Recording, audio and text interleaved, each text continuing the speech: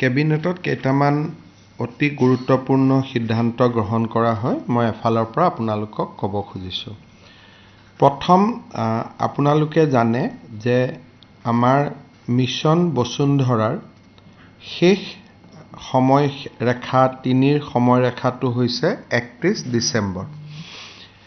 কিন্তু আমি এটা কথা বিভিন্ন জনৰ পৰা এটা আপত্তি পাইছিলোঁ যে যিখিনি নামঘৰ মন্দিৰ বা ক্লাব বা এডুকেশ্যনেল ইনষ্টিটিউশ্যনে বসুন্ধৰা 3ত মাটি ল'ব খোজে তেওঁলোকে প্ৰথমতে পঞ্জীয়নভুক্ত হ'ব লাগিব। গতিকে পঞ্জীয়নো কৰা আৰু বসুন্ধৰাত মাটি আবেদন কৰা এই দুইটা কৰোঁতে মানুহে কিছু অসুবিধা পাই আছিলে।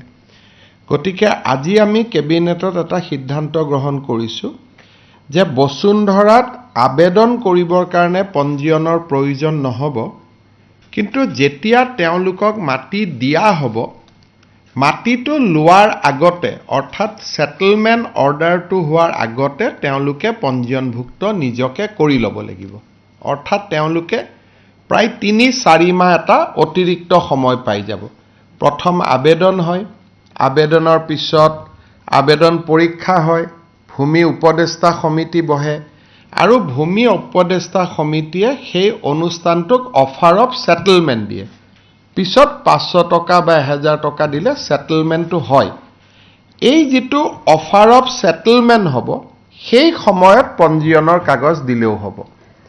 অৰ্থাৎ আজিৰ দিনটোত অহাকালিৰ পৰা নামঘৰ মন্দিৰ শিক্ষানুষ্ঠান সংঘ এই গোটেই অনুষ্ঠানসমূহে পঞ্জীয়নৰ কাগজখন নোহোৱাকৈও বসুন্ধৰাত আবেদন কৰিব পাৰিব। কিন্তু সেটেলমেণ্ট পোৱাৰ আগতে বা চূড়ান্ত যিখন পট্টা তেওঁলোকে পাব বা তেওঁলোকে প্ৰিমিয়াম জমা দিব সেই জমা দিয়াৰ আগতে তেখেতসকলে নিজৰ অনুষ্ঠানটো পঞ্জীয়নভুক্ত কৰি ল'লেও হ'ব। অৰ্থাৎ 31 ডিচেম্বৰৰ পৰিৱৰ্তে তেওঁলোকে 3-4 মাহ আৰু নতুনকৈ সময় পাই যাব। আৰু মই সকলোকে অনুৰোধ কৰিম যাতে এই সুবিধাটো যিহেতু বাৰে বাৰে নাহে, education religious and cultural institution সকলে তেওঁলোকে যাতে মিছন বসুন্ধৰাত 31 তাৰিখৰ আগতে আবেদন কৰে। আৰু ইতিমধ্যে মই আপোনালোকক কোৱা মতে মিছন বসুন্ধৰা 3টো ৰাইজৰ এক উৎসাহ উদ্দীপনা দেখা পোৱা গৈছে আৰু মিছন বসুন্ধৰাত আবেদনে প্ৰায় 1 লাখ আজিৰ দিনটোত স্পৰ্শ কৰিব আৰু 31 তাৰিখলৈকে যথেষ্ট বাঢ়ি গৈ থাকিব।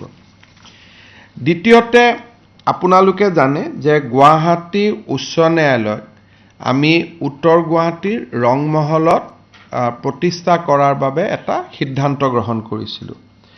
আজি ৰংমহলত প্ৰায় 75 বিঘা মাটি প্ৰথম পৰ্যায়ত একুৱায়াৰ কৰাৰ কাৰণে কেবিনেটে অনুমোদন দিয়ে আৰু এই গোটেই কামখিনিৰ কাৰণে আমি মাটিৰ মালিকক প্ৰায় 80 কোটি টকাৰ ক্ষতিপূৰণ দিব লাগিব। অৰ্থাৎ যিখন জুডিচিয়েল টাউনশ্বিপ বনোৱাৰ কাম আছিলে আজি সি এটা গতি লাভ কৰে।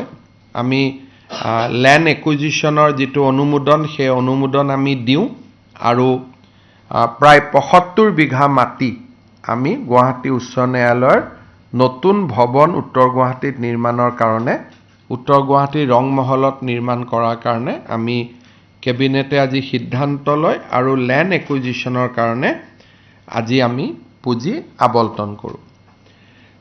সোণোৱাল কছাৰী অট'নমাছ কাউন্সিলৰো কাউন্সিলে কিছু এমেণ্ডমেণ্ট বিচাৰিছিল। বিশেষকৈ কিছু নিৰ্দিষ্ট এৰিয়াত তেওঁলোকে সকলো জনগোষ্ঠীৰ পৰিৱৰ্তে অকল সোণোৱাল জনগোষ্ঠীকহে কাউন্সিলত অন্তৰ্ভুক্তিৰ কাৰণে আমাক আবেদন কৰিছিল যে বাকী জনগোষ্ঠী নালাগে, অকল সোণোৱালসকলে কাউন্সিল থাকিলে হ'ব। তেওঁলোকৰ প্ৰস্তাৱ মতে আমি অকল সোণোৱালসকলক লৈ বা সোণোৱাল জনগোষ্ঠীৰ লোকসকলক লৈয়ে সোণোৱাল কছাৰী স্বায়ত্তশাসিত পৰিষদখন কিছু গাঁৱত আমি নিৰ্মাণ কৰিছোঁ। কিন্তু এনেকুৱা নহয় যে গোটেইখনতে নন সোণোৱাল নাথাকিব, কিছু গাঁৱত থাকিব কিছু গাঁৱত নাথাকিব। আজিৰ কেবিনেটৰ আটাইতকৈ গুৰুত্বপূৰ্ণ সিদ্ধান্ত হ'ল নামৰূপৰ সাৰ কাৰখানা। আৰু আজিৰ কেবিনেটত মই আপোনালোকক ব্ৰিফ কৰাৰ মূল কাৰণ এইটোৱে, আপোনালোকে জানে যে বহু দিনৰ পৰা ভাৰত চৰকাৰৰ লগত আমাৰ আলোচনা হৈ আছিল নামৰূপ সাৰ কাৰখানাক উজ্জীৱিত কৰাৰ কাৰণে আৰু চতুৰ্থ ইউনিটটো স্থাপন কৰাৰ কাৰণে। কিছুদিন আগতে প্ৰধানমন্ত্ৰী নৰেন্দ্ৰ মোদী ডাঙৰীয়াক মই সাক্ষাৎ কৰাৰ সময়ত তেখেতক মই অনুৰোধ কৰিছিলোঁ যে ফেব্ৰুৱাৰীৰ 25 তাৰিখৰ আগতে এডভান্টেজ অসমৰ আগতে এটা হিন্দুস্তান ফাৰ্টিলাইজাৰ বা ব্ৰহ্মপুত্ৰ ভেলী ফাৰ্টিলাইজাৰৰ ওপৰত যাতে এটা সিদ্ধান্ত হয়। কেন্দ্ৰীয় বিত্তমন্ত্ৰী নিৰ্মলা সীতাৰমণক প্ৰধানমন্ত্ৰী এই দিশটো চাবৰ কাৰণে এটা দায়িত্ব দিছিল আৰু তেখেতসকলে এই গোটেই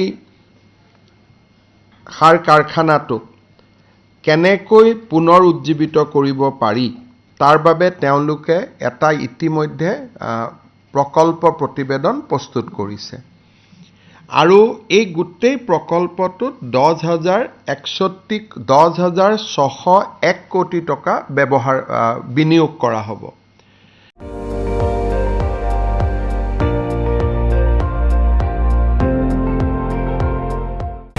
আপুনি চাই আছে ND24, সৰ্বশ্ৰেষ্ঠ নহয় সৰ্বোত্তমৰ দৌৰ।